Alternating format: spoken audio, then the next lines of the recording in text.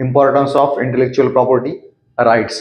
त्याच्यामध्ये पहिलं इम्पॉर्टन्स आहे इट क्रिएट्स नॉलेज.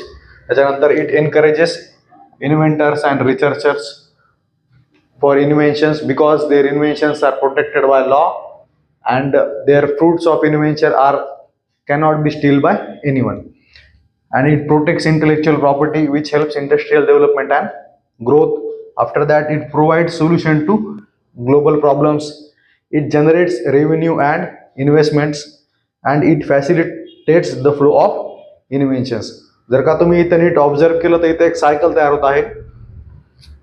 क्रिएशन होत आहे नॉलेजचं, त्याच्यानंतर त्याला प्रोटेक्शन भेटत आहे.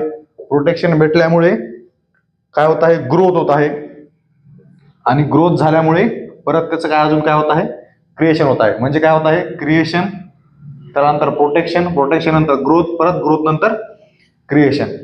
तर हे लक्षात ठेवण्यासाठी तुम्ही लाईट बल्बची एक जर्नी लक्षात ठेवू शकता. जेव्हा एक स्पार्क तयार होतो म्हणजे नॉलेज तयार होतं. ते नॉलेज काय करतं, इन्करेज करतं इन्व्हेंटर्सला. मग ते इन्व्हेंटर्स एक शिल्ड तयार करतात. ती शिल्ड काय करते, प्रोटेक्ट करते त्या बल्बला. म्हणजे एक बल्ब तयार होतो, त्या बल्बमुळे काय होतं, इंडस्ट्रियल ग्रोथ भेटते. खूप सारे बल्ब तयार केले जातात आणि त्याच्यामुळे काय होतो, ग्लोबल प्रॉब्लेम जो आहे तो सॉल्व्ह केला जातो. सगळीकडे प्रकाश होतो. खूप सारे बल्ब विकल्यामुळे काय होतो, रेव्हेन्यू जनरेट होतो आणि रेव्हेन्यू जनरेट झाल्यामुळे त्या रेव्हेन्यूचा वापर करून आपण अजून काय करू शकतो, facilitate the flow of invention.